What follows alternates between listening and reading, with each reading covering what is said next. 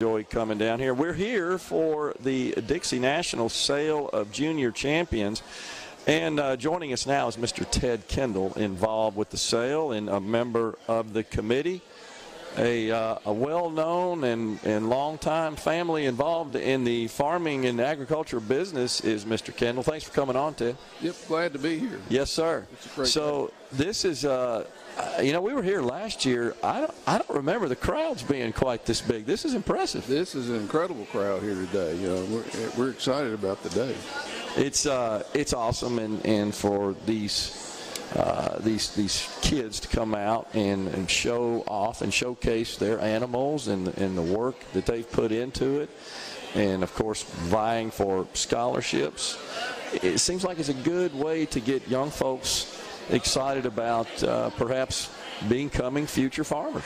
Well, I think it is, and one thing you mentioned, one word, is work. And these kids put in a lot of work with these animals to make it here, and even the ones that don't make it here put in a lot of work. And I think it teaches them that, and this is a reward for it. Yeah, and it's important, is it not, Ted, that the private sector and private individuals, companies, etc., they, of course, participate. They make much of those funds available for these scholarships. They do. And one thing I've always said since my involvement here is, you know, in this state, we talk a lot about, we worry about our best and brightest leaving the state. Well, I can tell you, these are the best and brightest that are involved in agriculture. And these young folks don't want to leave the state. They want to stay here. They want to be involved in agriculture here and involved with our land-grant institutions. And I think that's one real plus of this program is keeping these folks here. Tell the folks, Ted, about your history and your family's history being in the farming business. I was just sharing with you before we came on the air. I've been out to the farm, enjoyed a little golf out there. Unbelievable operation just west of here, the Bolton area. Yep. Tell us about that. We're out in western Hines County. We claim 1897 as our beginning of the farm. So we've been here, you know, through 3 centuries. Wow.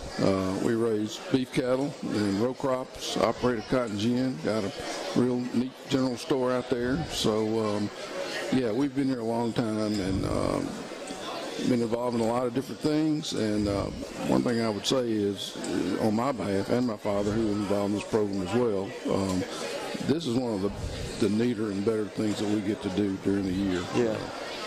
Well, do you feel like, Ted, that the success that your family has enjoyed and really the perseverance and just the endurance, which is difficult no matter what the industry is. I know your family, obviously, and you yourself, you've seen lots of ups and downs in the industry, but do you get an opportunity to kind of share what worked, what doesn't work, and how you manage through? Well, sure. It's, you know, it's like a lot of things.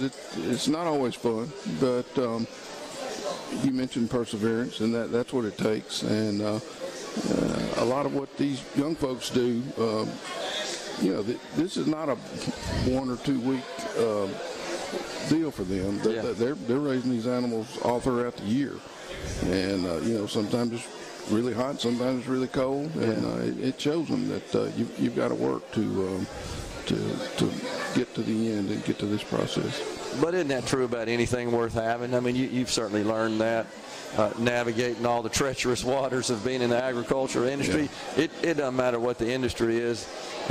They've all got their sets of challenges, but they all have their sets of rewards too. Well, that's right. And not only are these young folks tending to these animals and learn how to show them, you know, they're going to school and participating in other things, and it you know, shows a balance there that they have to make. Yeah.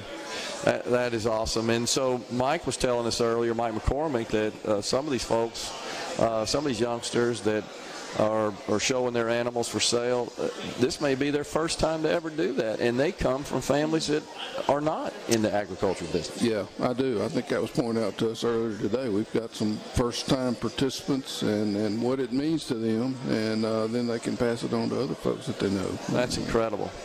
what do you think that they hear from their peers at that level that when they decide that they're going to take this up and be a participant in this, or perhaps they're strongly considering a career in agriculture, or even at such a young age they're involved in agriculture on a small scale? Well, they are, and one thing I think that they all learn is the kind of support that they get from obviously their parents and other friends, and then you've got the extension service that is all over the state, and this would not happen without the extension service being involved and helping out, and it's a big network all over the state. Well, then that's what it takes. What about being a farmer and being in the farming business? Because it is a business in the state of Mississippi, Ted. Is this a good place to be a farmer? Absolutely. And, when farmers are out looking for people to work on the farm or looking for, ag education, it's a lot of the youth that come through these programs that wind up suiting those roles. Yeah. What about the state of the industry right now, Ted? There's lots of discussion, of course, from consumers about the high cost of the products they see, the farm's yield when they go shopping in the grocery store.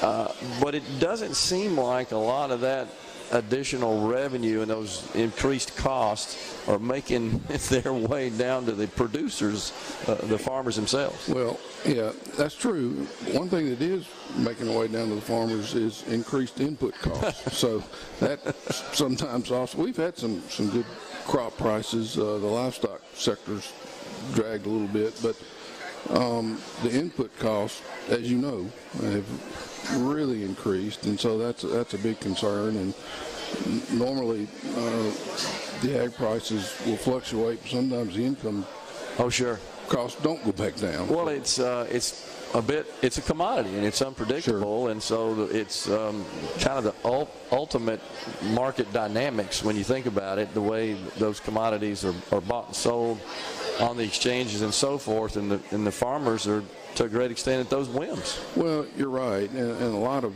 cases, in a lot of other industries, people will raise their prices to make up the increased costs. Well, we as farmers aren't able to do that. Right. We take what the market gives us, and that's kind of where we are now. Yeah, well, it's been interesting to watch, and of course the pandemic has turned a lot of that upside down just because of supply chain constraints and a lot of changing dynamics all through that process that have lingered on. Although that situation seems to be improving, would you say? Sure, it's getting better gradually. We had some incredible supply chain issues with things that we need to raise crops and grow cattle.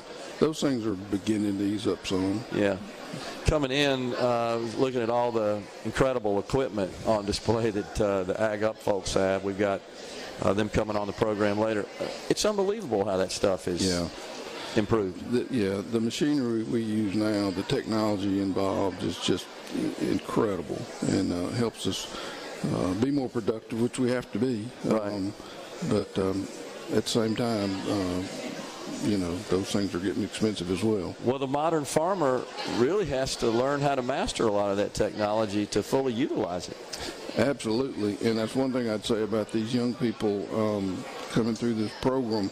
The modern farmer that have got some experience like I have are looking for younger people that understand technology that maybe we don't always understand. They grew up with it, they're accustomed to it, it doesn't intimidate them, and they're used to always learning new things. And when we get older, we kind of have a tendency to resist that a little bit. That's just human nature, I think. But I would also think to a great extent that might attract young people in it. Yeah, I mean, agriculture is changing so fast with the technology and the things that people need to know. So you're right. I think that there are a lot of opportunities for young people that have grown up with that type of technology. But with the thin margins and just the as you said, the increased input cost, which is putting the squeeze on that, you got to figure out everything you can to be more productive, produce more yield, and just produce more dollars per your input cost. Well, you're right. It's some pretty fine margins at times, and it's something we all struggle with. Yeah. Ted, congratulations on all your success and for being really your family and what they've done in the state of Mississippi. Is something you guys should really be proud of. I know you are. We're proud of you and proud of your involvement in this organization, the Sale of Champions. I appreciate you coming on, Ted. All right. Appreciate y'all, Evans. Appreciate you being here. Yes, sir. Thank you. Ted Kendall has been our guest here on Middays, the Element Well Studios down here at the Mississippi Trademart.